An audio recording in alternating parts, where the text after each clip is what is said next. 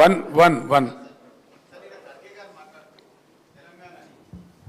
హైదరాబాద్ని యూటీ చేస్తే బాగుంటుంది, లేదంటే సెకండ్ క్యాపిటల్ చేస్తే బాగుంటుంది, నాకు కూడా ఊరికి దగ్గర అవుతుంది అని చెప్పేసి మాట్లాడింది.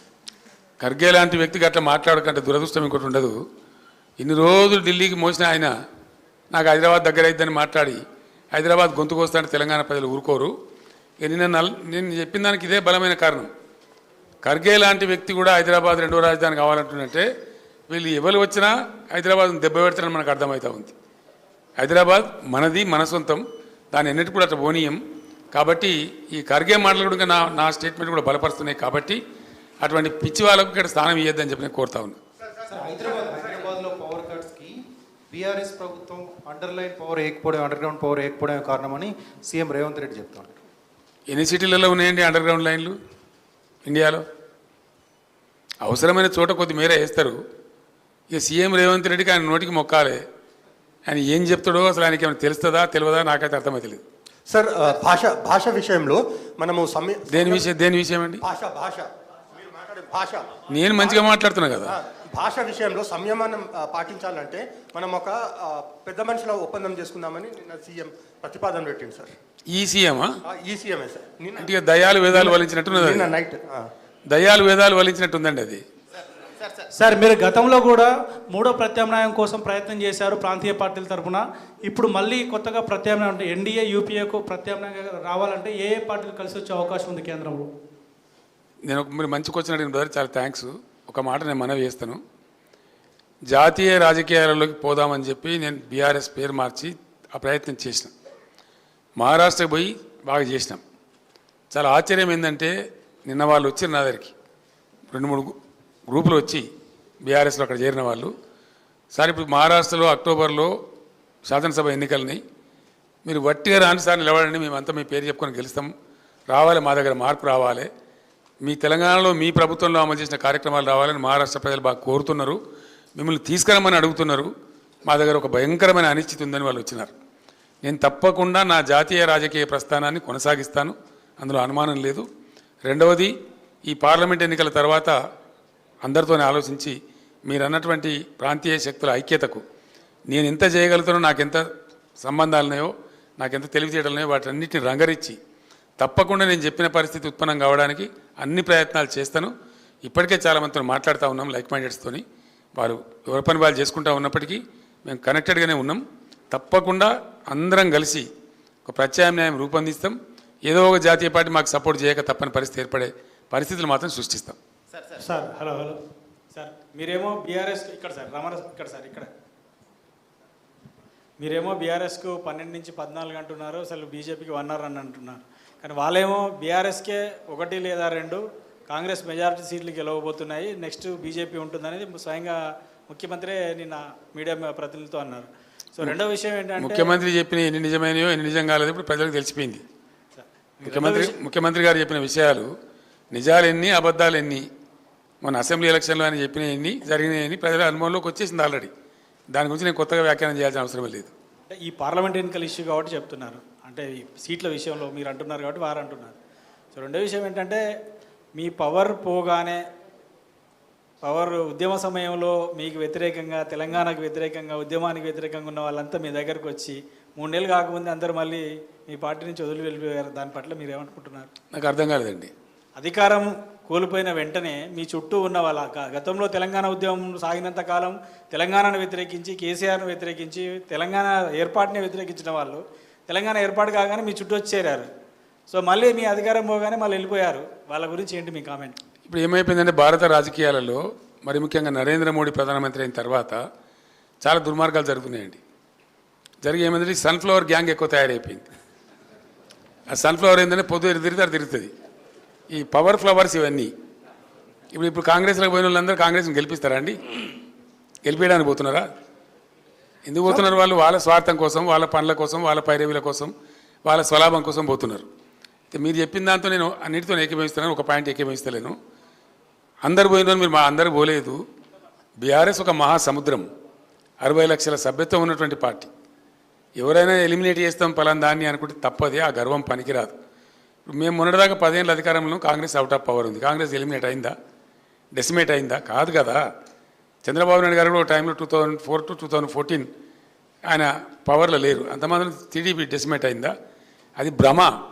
ఒక సంస్థను, ఒక శాశ్వతంగా ఉండే సంస్థను, ఒక బలోపేతంగా విస్తరించినటువంటి సంస్థను డెసిమేట్ చేస్తాం, ఎలిమినేట్ చేస్తామంటే అది అహంకారం తప్ప మరొకటి కాదు. అది ఇంపాసిబుల్. అందులో బీఆర్ఎస్ను డెసిమేట్ చేయడం అనేది ఒక 1,00,000 రేవంత్ రెడ్డిలు, కోటి ఇంకో వచ్చినా ఏంటిగా మనం కూడా ఫరक పడదండి.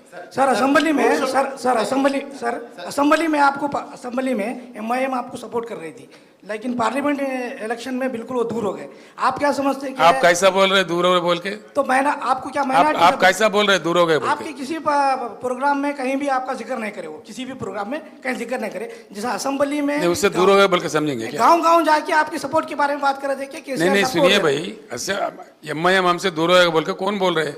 जैसा असेंबली में आपका अपना आइडिया है क्या है? नहीं सर, जैसा गांव गांव जाके आपको आप वोट देने की अपील कर रहे थे, इस बार नहीं करेंगे. क्यों नहीं करेंगे సార్ రోడ్ షోలకు మంచి స్పందన వచ్చింది జనం నుంచి. మీరు వెళ్తూ ఉంటే మేము చూసాం టీవీలలో. సో ఏం సార్ ప్రజలు అంటే ఎట్లా రిసీవ్ చేసుకున్నారు మిమ్మల్ని? ఏమనిపించింది? KCR is the history of Telangana కదా. కేసీఆర్ ఇస్ డెఫినెట్లీ వైపౌట్ చేయలేని, తుడిచివేయలేని ఎమోషన్ కదా తెలంగాణకు. కేసీఆర్ తెలంగాణకు ఉన్న బంధం అది కదా. ఎక్కడెప్పుడు దిక్కు దివాణం లేనప్పుడు నా పదవులు, నా రాజకీయ భవిష్యత్ అంతా నేను పనంగా పెట్టి తెలంగాణ కోసం ఎంత కష్టపడనో తెలంగాణ ప్రజలకు తెలుసు. నా గుండెల్లో తెలంగాణ ఉంటుంది, తెలంగాణ ప్రజల గుండెల్లో కేసీఆర్ ఉంటాడు. గెలిపోవటంలో పక్కకు పెడితే KCR is definitely emotion of Telangana. 100% ఆ బాండేజ్ కేసీఆర్కి ఉంటుంది. కేసీఆర్ని అడిగిన గిలి పడేస్తాం, తుడిచి పడేస్తాం అని ఎవడని అనుకుంటే వాడు పిచ్చోడేతాడు తప్ప కేసీఆర్ కానీ తెలంగాణ ప్రజలు కానీ కారు.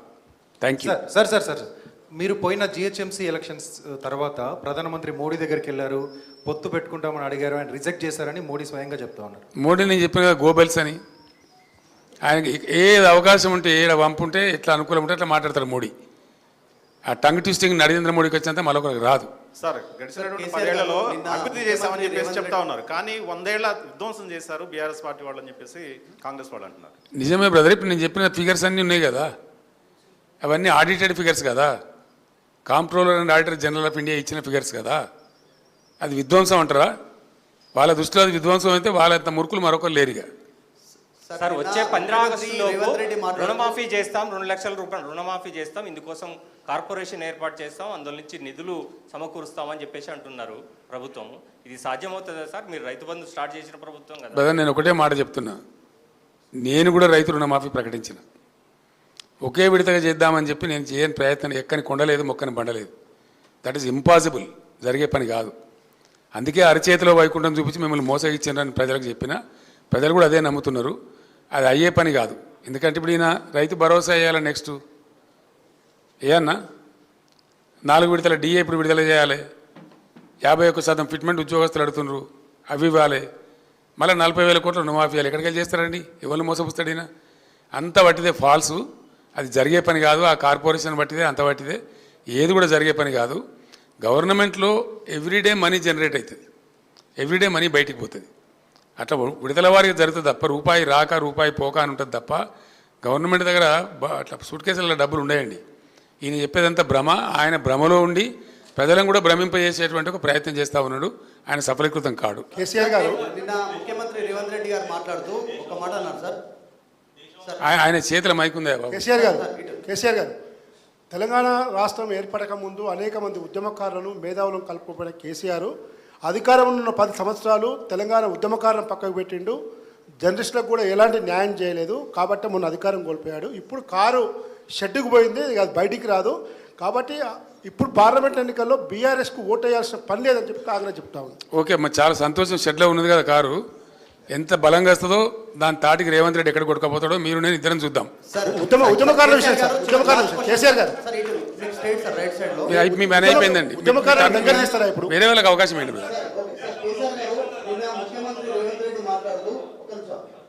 ముఖ్యమంత్రి రేవంత్ రెడ్డి గారు మాట్లాడుతూ మాకు అసలు ఇక్కడ ఎవరికి ప్రధాన ప్రత్యర్థి అనేటువంటి అడిగినటువంటి మీడియా ప్రతినిధుల క్వశ్చన్స్ కి మాకు కేసీఆర్ ఇక్కడ లోకల్ ప్లేయర్ అయినా ఆయనకు లోకల్ రాజకీయాలు అనేది తెలుసు, ఆయన మాతో గేమ్ ఎక్కాడో ఆయనకు తెలుసు, ఆయనే మా ప్రధాన ప్రత్యర్థి అనేటువంటి దీన్ని ఒక మాట్లాడారు.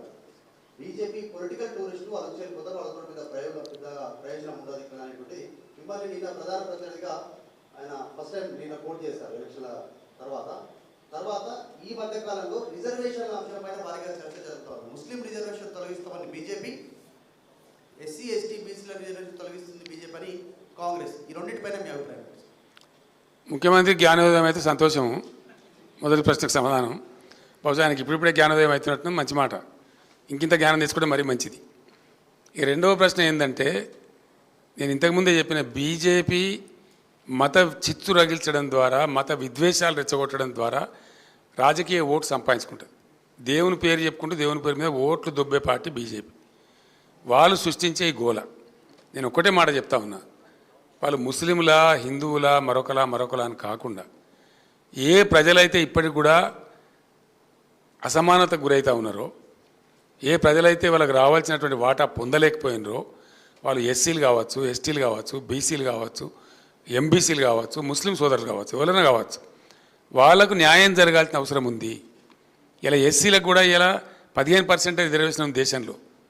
వాళ్ళ పర్సంటేజ్ 19% పోయింది. వాళ్ళ లోపల ఇంకా దరిద్రం పోలే, అందుకే దళిత బంధు తెచ్చినాం. కాబట్టి 19% రిజర్వేషన్ ఎస్సీల కోసం పెంచాల్సిన అవసరం ఉంది. డెఫినెట్గా నేను ఘంటాపదంగా చెప్తా ఈ మాట. ఎవరైతే అల్పాదాయం కలిగి ఉన్నారో, ఎవరైతే ధనవంతులతో పోటీ పడలేకపోతున్నారో, ఎవరైతే అర్హులై ఉన్నారో, కులాలకు మతాలకు అతీతంగా అందరికీ రిజర్వేషన్లు ఉండాల్సిందే, అవి కొనసాగాల్సిందే. మనది ఒక టిపికల్ దేశం భారతదేశం. ఒక్కొక్క రాష్ట్రంలో ఒక్కొక్క పరిస్థితులు ఉంటాయి. కాబట్టి అన్ని వర్గాలు సమానంగా ఉన్నాయి. కాబట్టి డెఫినెట్గా రిజర్వేషన్లు తీసేస్తాము, అవి ఎవరైనా సరే వాళ్ళకి నేను వ్యతిరేకిని, మా పార్టీ వ్యతిరేకం.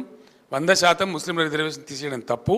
వాళ్ళకి ఏదైనా ఉంటే ఉన్నదాన్ని కొనసాగించండి, ఇంకోటి పెంచితే పెంచండి, అట్లా ఉండాలి. కానీ ఒక ముస్లిం ద్వేషం పెట్టుకొని వాళ్ళ చుట్టూ ఈ పొలిటికల్ గేమ్ ఆడడం అనేది చాలా దిక్కుమాలిన దరిద్రం కూడా చర్య. సార్ పార్లమెంట్ ఎన్నికల తర్వాత పార్లమెంట్ ఎన్నికల తర్వాత బీఆర్ఎస్ నుంచి చాలామంది ఎమ్మెల్యేలు కాంగ్రెస్ పార్టీకి వస్తారని చెప్పి కాంగ్రెస్ మంత్రులు చెప్తున్నారు. ఇప్పుడు వస్తారు, ఎన్నికల తర్వాత ఇంకా చాలామంది వచ్చే అవకాశం ఉందని చెప్పి 20-25 మంది ఎమ్మెల్యేలు వస్తారని మంత్రులు చెప్తున్నారు. సార్ ఏం కావాలంటారు మీకు?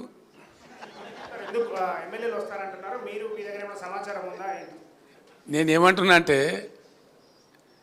ఒకరోజు రేవంత్ రెడ్డి గారు మాట్లాడి, ఇలా సాయంత్రం వరకు నీ దొడ్లు ఎందరు ఉంటారో చూసుకొని, నా దొడ్డు అయితే ఇంటాక్ట్ ఉంది ఆయన మాట్లాడిన తర్వాత. ఇది కూడా అంతే ఉంది. రెండవది, ఈయననే బీజేపీలకు జంపు కొడతాడని కాంగ్రెస్లోనే చాలా అనుమానాలు ఉన్నాయి డెఫినెట్గా. ఎందుకంటే ఆయన కేసులు కొలిక్కి వస్తున్నాయి. ఓటుకు నోటు కేసు ఏదైతే ఉందో అది భయంకరమైన కేసు. రెడ్ హ్యాండెడ్గా ఆయన పట్టుబడ్డ కేసు. ఆయన తప్పించుకోలేడు కూడా, ఎవరు తప్పించలేరు. కాబట్టి అది మన కింది మీద అయితే ఈయననే బీజేపీలకు జంపు కొడతాడు కేసులు తప్పించుకోవడానికని పెద్ద ప్రచారం ఉంది. అందులో భాగంగా నిజంగా జరుగుతున్నది ఏంటంటే, నన్ను ఎవరు డైరెక్ట్ కన్సల్ట్ చేయలేదు, కానీ మా పార్టీలో ఉన్న ముఖ్యులను కాంగ్రెస్ పార్టీలో ఉన్నటువంటి ఒక వర్గం అంతా కన్సల్ట్ చేస్తూ ఉన్నారు. కన్సల్ట్ చేయడంగా స్పష్టంగా చెప్తున్నారు సంఖ్యతో సహా, అన్న మేము 26 నుంచి 33 మంది ఎమ్మెల్యేలు రెడీగా ఉన్నాము, మేము కలుస్తాము, ఇద్దరం కలిసి గవర్నమెంట్ ఫామ్ చేద్దామని చెప్తున్నారు. మరి రేవంత్ రెడ్డి తదాస్తు దేవతలు ఉంటారు పైన, మరి అటు నుంచి ఇటు వస్తారో ఇటు నుంచి అటు పోతారో చూద్దాం ఏం జరగబోద్దు. సార్ మీరు ఇందాక జాతీయ స్థాయిలో బీఆర్ఎస్ మళ్ళీ బలపడుతుందన్నారు. ఈ అసెంబ్లీ ఎన్నికల తర్వాత ఇది చాలా చర్చ జరిగింది, బీఆర్ఎస్ టీఆర్ఎస్గా మారిపోతుంది అనేది. దీని ఆఖరి జరగదండి. నేను చెప్పిన కదా, బీఆర్ఎస్గానే ఉంటుంది, no doubt about it. KCR గారు ఇక్కడ సార్ ఎంతో సంక్లిష్టమైనటువంటి అంతర్జాతీయ విషయాలను సైతం సరళంగా, సూటిగా, స్పష్టంగా మాట్లాడే కేసీఆర్ గారు లేని లోటు అసెంబ్లీలో స్పష్టంగా కనబడుతుంది. ఆ లోటును ఎప్పుడు భర్తీ చేయబోతున్నారు? నెక్స్ట్ సీజన్ నుంచి చూస్తారు కదా కేసీఆర్ ప్రళయ గర్జన,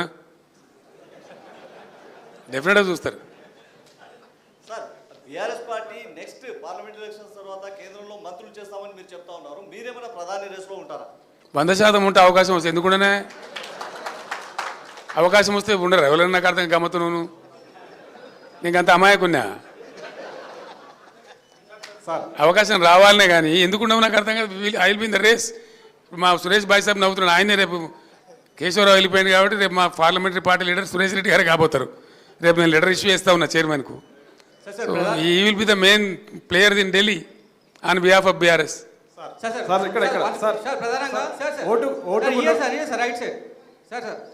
మళ్ళీ వాడేమైనా నా మీద నిషేధం పెట్టగలడా? టైం ఎంత అయింది? కేసీఆర్ సార్ ప్రధానంగా బీఆర్ఎస్ పార్టీ నుంచి వీడి వెళ్తున్నటువంటి నేతలు ఎవరైతున్నారో పార్టీ పైన ఆరోపణలు చేస్తూ పోతున్నారు. పార్టీలో చాలా మంది షిండేలు ఉన్నారని మాటను మాట్లాడినారు. ఒక క్వశ్చన్. నెక్స్ట్ ఇంకో క్వశ్చన్ సార్, అసెంబ్లీ ఫలితాలు చూసుకుంటే ఇందాక మీరు కొన్ని ప్రిడిక్షన్స్ చెప్పారు, బీజేపీకి ఎన్ని వస్తాయి, కాంగ్రెస్కి ఎన్ని వస్తాయి అని చెప్పి. పెద్దపల్లి పార్లమెంట్కి సంబంధించి ఆల్రెడీ అసెంబ్లీలో అన్ని స్వీప్ చేసేసింది. థర్డ్ ప్లేస్లో ఏ రకంగా ఉంటుందని చెప్పి ప్రిడిక్షన్ చెప్తున్నారు. ఖచ్చితంగా చెప్పచ్చు బ్రదర్, చాలా సింపుల్ అది. ఎందుకంటే పోయినసారి ఎన్నికల్లో మేము 7 అసెంబ్లీకి గెలిచిన సీట్లు 2 కోల్పోయినాం. మేము పోయిన పార్లమెంట్ ఎన్నికల్లో 18లో మేము గెలిచిన తర్వాత 7 అసెంబ్లీ సీట్లు నిజామాబాద్ సెగ్మెంట్ మేము గెలిచినాం, కానీ మేము అక్కడ ఓడిపోయినాం. అట్లా 6 సీట్లు గెలిచిన దానికి ఓడిపోయినాం. తారుమారు అయిపోతే అట్లా ఉండదు. ప్రజలు అభిప్రాయం అనేది మారుతుంది డెఫినెట్గా. ఈరోజు నేను ఇందాక చెప్పిన కారణాలన్నీ ఒక ఎత్తు. రెండవది, మాదిగ సామాజిక వర్గానికి మాకు టికెట్ ఇవ్వలేదని చెప్పి వాళ్ళు చాలా ఆగ్రహంగా ఉన్నారు, చాలా ఆగ్రహంగా. పెద్దపల్లిలో వాళ్ళయ్యేల పంతం బట్టి ఓడించి చూపెడతామని చెప్పి పట్టుదలగా ఉన్నారు. ఆ ఫలితం ఆ పార్టీ అనుభవించక తప్పదు. Sir sir sir sir sir నేను ఒకటే మాట చెప్తా ఉన్నా, ఈ ప్రభుత్వానికి ఏం పని లేదు, పలినేని మంగళి పిలితల కొరిగిండి అన్నట్టుగా అసలు చేయాల్సిన పని వదిలిపెట్టి అన్ని పనికిమాలిన పనులు వీళ్ళు ముందరేసుకుంటున్నారు.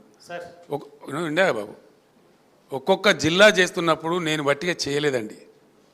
దాని మంచి చెడ్డలు, దాని పూర్వపరాలు, దాని గ్రోత్ ఆశించి ఛత్తీస్గఢ్లో అక్కడ చీఫ్ సెక్రటరీ గారితో మాట్లాడేది కూడా వాళ్ళు ఒక బస్తర్ జిల్లాను అనేక జిల్లాలు చేసిండ్రు. ఎట్లా చేయాలని అడిగినప్పుడు భూపాలపల్లి జిల్లా ఏర్పాటు చేసిన, ములుగు ఏర్పాటు చేసిన, ఇంకా కొన్ని జిల్లాలు ఏర్పాటు చేసిన, వాటి భౌగోళిక పరిస్థితులను బట్టి అవి గ్రోత్ కారిడార్లుగా మారాలని చెప్పి అక్కడ లైట్ రావాలి, అడ్మినిస్ట్రేషన్ పోవాలి, అక్కడ కలెక్టర్ ఉండాలి, ఎస్పీ ఉండాలి, ఉంటేనే బాగా జరుగుద్దని గతంలో కలోలిత ప్రాంతాలుగా ప్రకటించిన సిరిసిల్ల జగిత్యాల కావచ్చు, భూపాలపల్లి ములుగు కావచ్చు, స్టేట్ బార్డర్లో ఉండేటువంటి గద్వాల జిల్లా లాంటివి కావచ్చు, చాలా ఆలోచనతో తెలంగాణ యొక్క ప్రగతిని ఆశించి చేసిన జిల్లాలు అవి. ప్రజలు చాలా హ్యాపీగా ఉన్నారు. ఇలా కొత్తగా ఏర్పడ్డ జిల్లాల ప్రజలు కూడా చాలా కోపంగా ఉన్నారు ప్రభుత్వం మీద. నేను పోయిన ప్రతికాడ అడిగినా, మీ జిల్లా తీసేస్తారంటే యుద్ధానికి సిద్ధం సార్, ఎట్లా పోతావు చూస్తామని చెప్పి మాట్లాడుతున్నారు.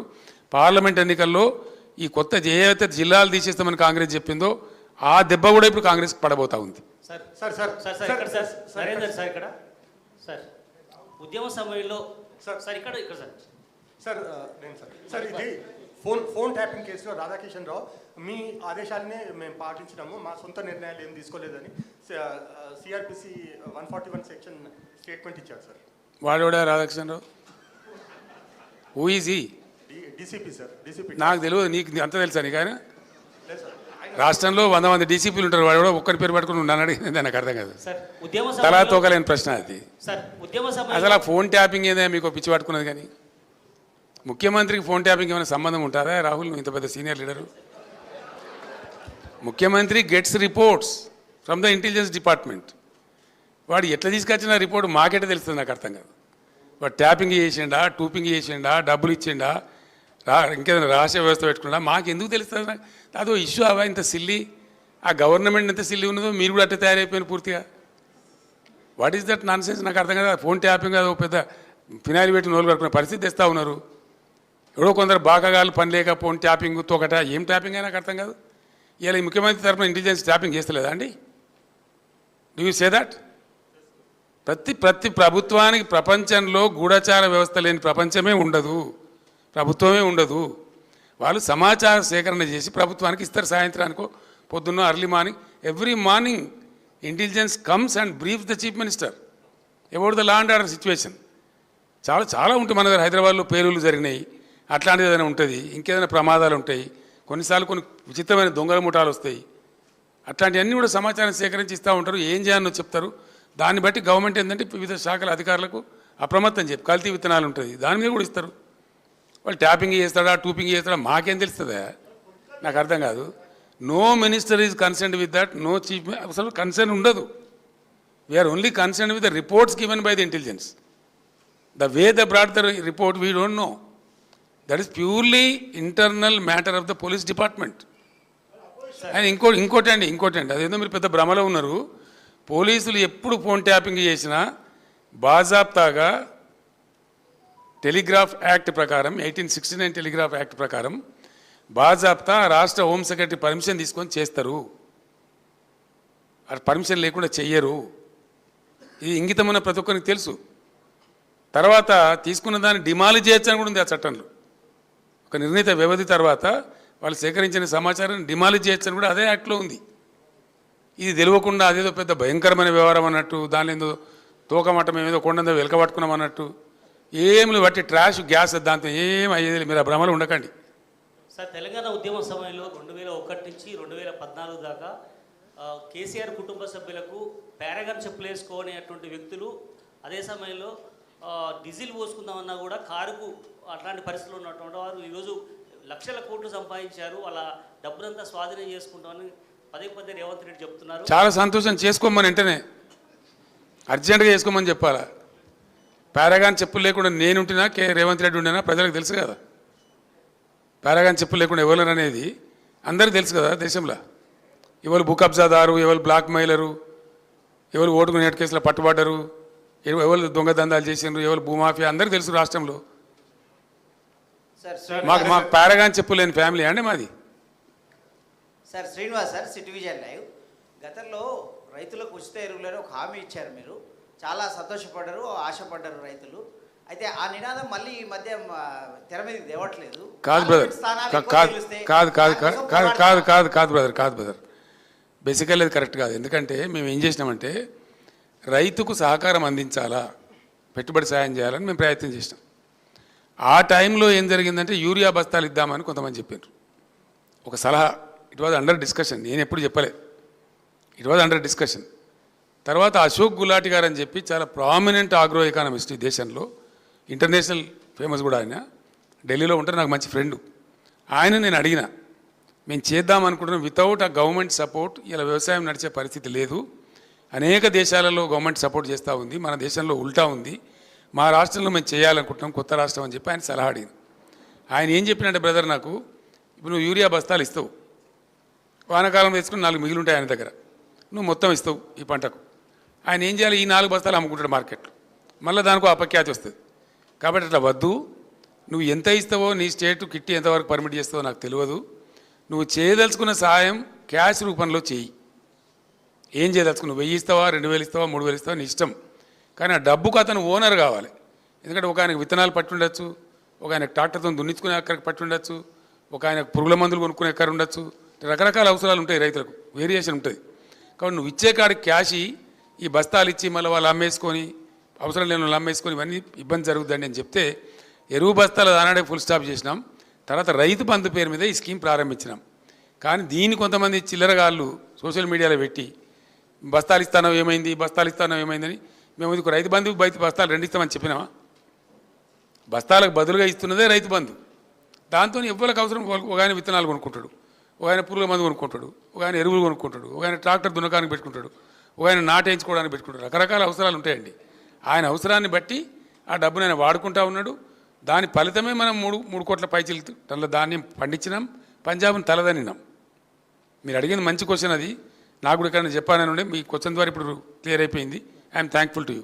సార్ ఇక్కడ సార్ ఇక్కడ మీరు ఇండస్ట్రీస్ తమిళనాడుకి వెళ్ళిపోతున్నాయి అని చెప్తున్నారు. అయితే ముఖ్యమంత్రి చెప్తారు 13 ఇండస్ట్రీస్ గుజరాత్కి తీసుకెళ్ళడానికి మోదీ ట్రై చేస్తున్నారు, ఇన్క్లూడింగ్ టెస్లా. దాని మీద మీరు ఎలా రియాక్ట్ అవుతారు సార్? ఇటువంటి చాతగాని ముఖ్యమంత్రుడు గుజరాత్కి పోతాయి, తమిళనాడుకి పోతాయి, కేరళకు పోతాయి, ఆంధ్ర పోతాయి, ఇంకేంది? ఎక్కడికి పోమ్మా, మీరే చెప్తున్నారు, మీ క్వశ్చన్లే ఆన్సర్ ఉన్నది. ఈయన ఏం చేస్తున్నాడు మరి? టెస్లా బిస్లా అంతా మోడీ అనుకొని పోతా ఉంటే ఈయన ఏం చేస్తున్నాడు? మోడీ అడ్డం పడ్డా మేము తెచ్చినామమ్మా కొన్నిటిని, లైక్ ఫేస్బుక్. ఆయన ఇంటర్నేషనల్ లాబీస్లను పెట్టి చాలా ప్రయత్నం చేసిండు అహ్మదాబాద్ తీసుకుపోదామని. మేము అంతకన్నా పై ఎత్తుగడ వేసి దాన్ని ఇక్కడ తెచ్చినాం. మోడీని తట్టుకొని మేము ఒక 4-5 పరిశ్రమలు పెద్ద పెద్ద తెచ్చినాం ఇక్కడికి.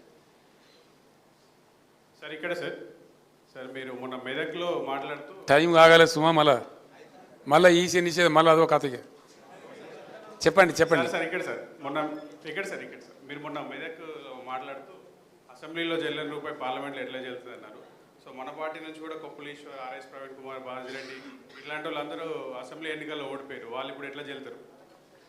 కరెక్ట్ క్వశ్చన్, మంచిగా అడిగిన మీరు. అది నేను మెదక్కు సంబంధించి అడిగిన. మీరు అడిగిన కానీ ఆర్ఎస్ ప్రవీణ్ మా పార్టీ నుంచి ఓడిపోలేదు, కొప్పులీశ్వర్ మాత్రం మా పార్టీ నుంచి ఓడిపోయిండు. చెల్లిచ్చేది చెల్లి అని ప్రజలు చెప్తారు, నేను చెప్పాల్సింది నేను ప్రజలకు చెప్పిన. సార్ రైతు బంధు విషయంలో కేటీఆర్ గారు ఈ మధ్యలో చెప్పారు, ఎక్కువ ఎకరాలు ఉన్న వాళ్ళకి ఇవ్వాలా లేదా అనేది కొంచెం సమీక్ష జరుగుతోంది అన్నటువంటి విషయం మీద కేటీఆర్ గారు ఆ మధ్యలో చెప్పారు. ఇప్పుడు వాళ్ళు కూడా 5 ఎకరాల లోపే ఇవ్వాలన్నటువంటి ఒక సూత్రప్రాయ నిర్ణయానికి వచ్చినట్టుగా తెలుస్తోంది. మీ అభిప్రాయం, మళ్ళీ ప్రభుత్వం అధికారంలోకి ఇప్పుడు 6వ ఎకరం కూడా ఏమని ఏం చేసిండే? 6 ఎకరాల నుండి కోటీశ్వరుడా, 7 ఎకరాల నుండి కోటీశ్వరుడా? ఓ 15-20 ఎకరాలు దాటిన వాళ్ళకు లిమిట్ పెడితే అదొక అర్థం పర్థం ఉంటుంది. కానీ మరీ 5 ఎకరాలు మేము బ్రదర్ ఇది ఒకటే చెప్తున్నాను నేను, ఇక్కడ ఎకరాలు లిమిటు సీలింగు అనే దానికంటే నేనుగా I/1 దాని సృష్టికర్త నేనే, రైతు బంధు సృష్టికర్తను తెచ్చి ఇచ్చింది నేనే. ఆ రోజు తెలంగాణ ఏర్పడ్డ సమయంలో తెలంగాణ రైతాంగం చెట్టుకోడు గుట్టకోడు అయిపోయి గందరగోళం అయిపోయి డ్రై అయిపోయి చాలా బాధాకరంగా ఉండేది. ఒక కనీసం 10-15 ఏళ్ల పాటు రైతులను బ్రహ్మాండంగా సపోర్ట్ చేసి వాళ్ళకి ఫ్రీ పవర్ ఇచ్చి వాళ్ళకి లిఫ్ట్ చేసి వాటర్ తెచ్చిస్తే వాళ్ళు నిలదొక్కుంటారు. తెలంగాణ వ్యవసాయ రంగంలో లాభం జరుగుతుందని నేను పెట్టిన.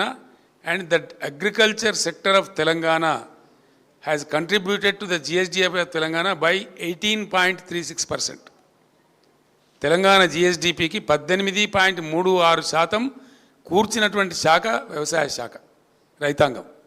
అగ్రికల్చర్ సెక్టర్ నుండి GSDPకి వచ్చినటువంటి శాతం నేను చెప్పేది, which is great.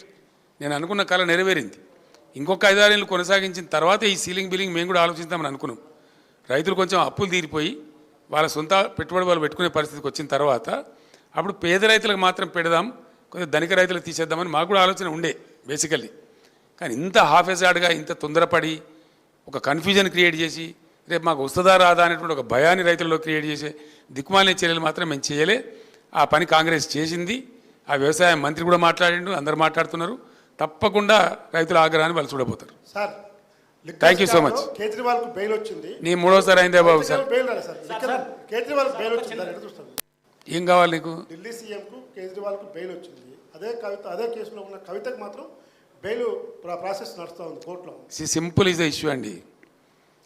Delhi liquor scam అనేది నరేంద్ర మోడీ సృష్టించినటువంటి ఒక రాజకీయ కుంభకోణం. It's reverse political scam. అందులో ఏం లేదంత పట్టితే గ్యాస్. ఇవాళ వరకు ₹1 రికవరీ చేయలే, ₹1 కూడా రికవరీ చేయలేదు. ఎవరి నుంచి ఎవరికి మనీ లాండరింగ్ అయిందో, ఎవరి నుంచి ఎవరు తీసుకున్నాడో ఎవరికి తెలియదు. అది ఢిల్లీ స్టేట్ లిక్కర్ పాలసీని స్కామ్ కింద చిత్రీకరించి మేమిద్దరం అండి, ఆయన కంట్లో నర్సులాగా ఉన్నోళ్ళం, అరవింద్ కేజ్రీవాల్ నేను, ముక్కులో కోయలాగా ఉంటాం మేము. ఏం చేసినాం మేము? ఆయన మాకు 104 మంది ఎమ్మెల్యేలు మా సంఖ్య ఉండి, అప్పుడు మజ్లిస్ ఎమ్మెల్యేలు 7 మాకు సపోర్ట్ ఉండే టైంలో 119లో 111 మంది మేము ఉన్నాం ఇక్కడ. అయినా ఆయన ఏజెంట్లను పంపించండి ఇక్కడికి, ఈ గవర్నమెంట్ టాపులు చేయాలని కూలగొట్టాలి రాష్ట్ర ప్రభుత్వాన్ని ఆయన ఏజెంట్లను పంపించి ఇక్కడ బేరాలు చేశారు. వాళ్ళని పట్టి నిర్బంధించి నేను జైల్లో వేసిన. ఇక్కడ వేయడమే కాదు, ఆ ఏజెంట్లను పంపించిన మూల సూత్రధారి BL సంతోష్, ప్రధానమంత్రికి రైట్ హ్యాండు, జాతీయ కార్యదర్శి, ఆయనను పట్టుకరమని చెప్పి ఢిల్లీ సెంట్రల్ BJP ఆఫీస్ మీదకి మన పోలీసులను పంపించిన నేను. ఆయన పట్టుకరావడానికి పోయిన తెలంగాణ పోలీసులు తప్పించుకున్నాడు ఆయన. అది వాళ్ళ మా మీద కోపం. ఆ కక్ష మనసులో పెట్టుకొని అటు అరవింద్ కేజ్రీవాల్ను ఇటు నన్ను రాజకీయంగా ఒత్తిడి చేయాలని చెప్పి అటు కేజ్రీవాల్ని అరెస్ట్ చేసిండ్రు, ఇటు నా కూతురుని అరెస్ట్ చేసిండ్రు. వాళ్ళు కడిగిన ముత్యాలలాగా బయటకు వస్తారు. అది స్కామ్ లేదు, బట్టిదే ట్రాష్. అది బూమరాంగ్ అవుతా ఉన్నది. ఇలా ఆ అమ్మాయి బతుకమ్మ ఉద్యమం చేసి తెలంగాణ ఉద్యమానికి ఎంతో కంట్రిబ్యూట్ చేసి అమెరికా నుంచి వచ్చి పాపం తన జీవితాన్ని వదులుకొని తెలంగాణ కోసం పనిచేసిన బిడ్డ. అందరికీ తెలుసు, లోకానికి తెలుసు. ఆ అమ్మాయి స్టాండర్డ్ ఏందో, ఆమె ఎట్లా మాట్లాడుతుందో, ఆమె ప్రవర్తన ఏందో మీ అందరికీ కూడా తెలుసు. మీ అందరూ కూడా చాలామంది జర్నలిస్టులు ఆమెతో కలిసి పనిచేసిండ్రు. అటువంటి ఒక నిర్దోషిని పట్టుకపోయి ఒక మహిళను చూడకుండా కేవలం నా కూతురు అనేటువంటి ఒక రాజకీయ కక్షతోని మోడీ అరెస్ట్ చేసిండు. ఏం ఫరక్ పడదు, మేము భయపడము. రాజకీయ కుటుంబం కాబట్టి మేము అన్నీ ఎదుర్కొంటాం. మాకు ఈ జైలు బీలు కొత్త కాదు. We are not worried. ఆమె కడిగిన ముచ్చంలాగా బయటకు వస్తుంది. I have no doubt. Thank you so much. Thank you.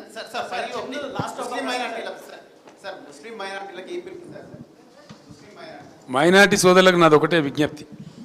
ఈ రాష్ట్రంలో మీరు భ్రమలో పడి కాంగ్రెస్ పార్టీకి ఓటేస్తే వాళ్ళు 3rd ప్లేస్లో ఉన్నారు. అనవసరంగా BJP గెలిచే అవకాశం ఉంటుంది.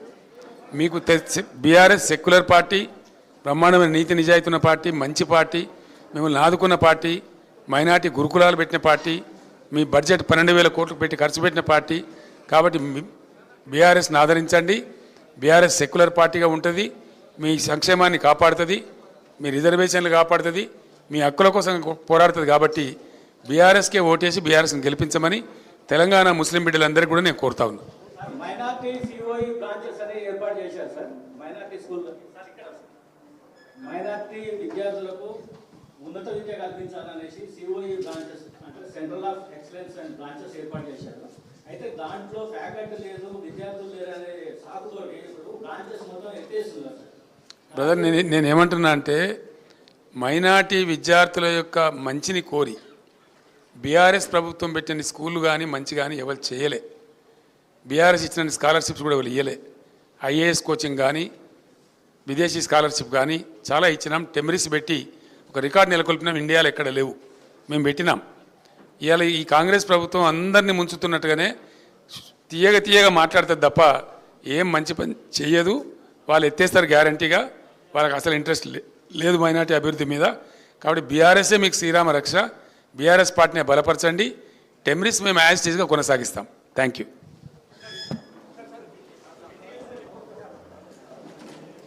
ఇంటికి కనెక్షన్ ఇచ్చినాం.